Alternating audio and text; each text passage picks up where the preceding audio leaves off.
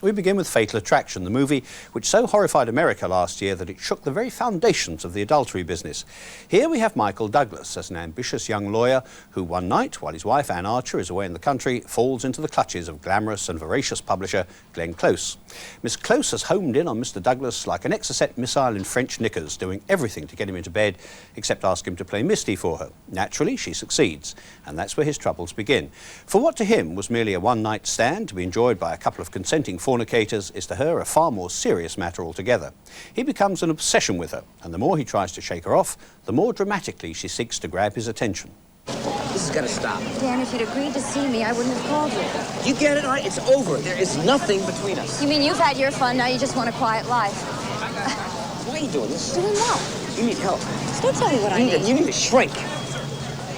Why are you so hostile? I'm not your enemy. Yeah, then why are you trying to hurt me? I'm not trying to hurt you, Dan. I love you. You what? I love you. You don't even know me. Oh, how can you say that? Alex, we spent a weekend together, that's all. You spent that second night. You must like me a little. Because I was concerned about you. Jesus Christ, why do you read so much and everything? I mean, can't you understand? I have a whole relationship with someone else. I am very happy. Whole means complete. If your life's so damn complete, what were you doing with me? Is this what you want to talk about, our imaginary love affair? I'm pregnant.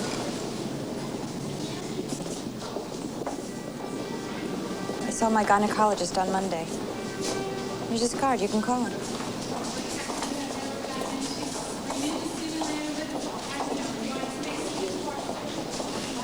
You don't, Use anything? No. I had a very bad miscarriage last year. I didn't think I could get pregnant.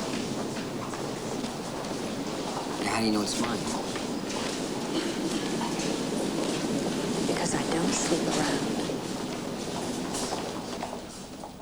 Well, first she slashes her own wrists, then comes that revelation of her pregnancy, and when none of that works, she starts to menace both Mr. Douglas and his family.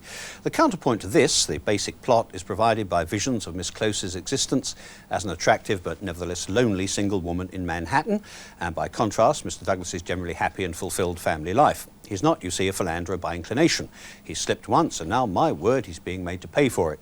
The sense of doom and menace that inhabit the film come both from the increasingly demented fury of a woman who regards herself as scorned and Mr. Douglas's desperate attempts to keep the knowledge of his infidelity from Miss Archer.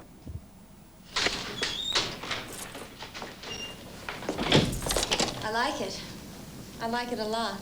We've been very happy here. I'd definitely like to think about it if I could. To clean it? Yes, I have a lady that comes in a couple times a week, as a matter of fact. And I can certainly give you her name as well. Oh, and I have babysitters galore, the whole works, whatever information you would need. Do what they had there. The Malcourt. That's good, yes. Hi, darling. Darling, this is Alex. I'm sorry, I've forgotten your last name. Alex Forrest. Alex Forrest. This is my husband, Dan. Hi. Glad to meet you. Nice to meet you. Haven't we met somewhere before? I don't think so. No, we have. Weren't you at that party at the Japanese place a few weeks ago? Honey, the exercise book. Oh, yeah, yeah.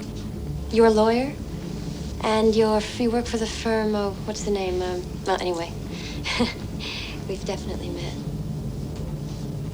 Well, you have a good memory, huh? I never forget a face. It's a small world. Certainly is.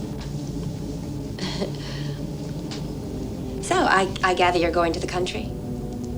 Moving to the country? Yes. Have you found a place yet? Actually, we found a place in Bedford. Do you know it up there? Oh, it's beautiful. Yes. So I guess you'll be moving out of here almost immediately? Actually, we wanted to do some remodeling first. I guess you're looking for a place right away, aren't you? Well, yeah, I'd kind of like to settle in. Alex is expecting a baby. Oh, but... you excuse me, I have some work I've got to do. Fatal Attraction is a strong and very well-made movie, excellently played by the three main characters and neatly written by James Dearden, the son of the British director Basil Dearden. But ultimately, it doesn't amount to much more than a remaking of Clint Eastwood's play Misty for me, the essential differences being that this time the story is set in the big city and the male protagonist is married. It's this, I think, that so appalled American men. After all, they no doubt argued, things have surely come to a sorry pass if a happily married man can't enjoy a little sexual romp without going about in fear of physical violence. American feminists were also appalled, but for other reasons which are not difficult to understand. Excuses are made for Mr. Douglas, but not for Miss Close. She's the bad guy, a nutter, and that's it. We're not asked to expend any sympathy on her. And besides, as somebody has pointed out, what she's asked to play is, in allegorical form, the AIDS virus. Casual sex can seriously damage a chap's health, and Miss Close is there to prove it. If pressed, I'd have to say that Misty is still a better picture, but even so, Fatal Attraction is easily the best film yet made by the British director Adrian Lyne.